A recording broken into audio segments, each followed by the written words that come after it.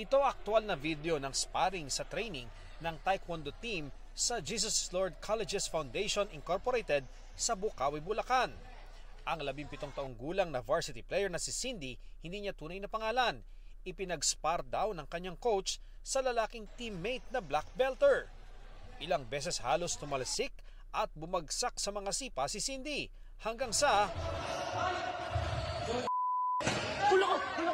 Hindi ka na mamamatay dahil sa bugbog. Binugbog po ako na wala akong laban. Kasi pinartner po ako sa lalaki na kasi ang mabigat pa po sa akin, 70 kilo. Black belter pa. Black belter pa po, kakasimula ko lang po sa... Baguhan si Cindy sa team at yellow belt pa lamang. Matapos ang insidente, ilang araw na ospital si Cindy. Maga ang kanyang muka, may bendang ilong at may pasa sa ilalim ng mga mata. Grabe po yung pagbugbog po sa amin.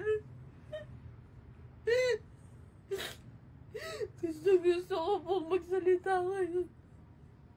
Kasi sobrang linya po ako. Hindi ko na po kaya.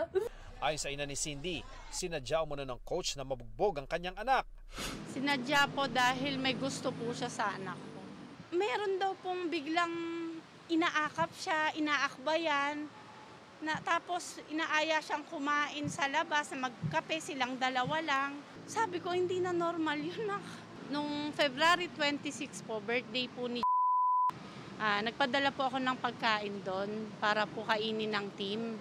Tapos sumabay po yung boyfriend nung anak ko po. Sinabi po sa akin ng kapatid ko na nagalit po si coach nung nakita yung bouquet po na dala ng boyfriend ng anak ko po. Kasunod ng sinapit ni Cindy, itinago muna siya ng kanyang pamilya habang patuloy na nagpapagaling. Mentally, physically, damage po. Lahat ng damage. May gising pa po na minsan, ngayon po bumabagsak po siya. Ngayon, hindi ko po alam, pinapa-MRI po siya. Ayon sa abogado ng biktima, naghain na ng reklamo ang pulisya laban sa nasabing coach. Nakapaloob po yung kaso na yun sa RA 7610. So yun po yung physical injuries at saka psychological abuse po doon sa bata po. Sa isang pahayag, sinabi ng JIL Colleges Foundation Incorporated na pinaimbestigahan na nila ang pangyayari at wala raw silang sasantuhin. Di raw nila kukonsintihin ang anumang pang-aabuso at pananaguti ng may sala. Sinuspindi na rin ang training ng kanilang taekwondo team, pati na ang kanilang mga coach habang gumugulong ang investigasyon. Para sa GMA Integrated News, ako si Ian Cruz, ang inyong saksi.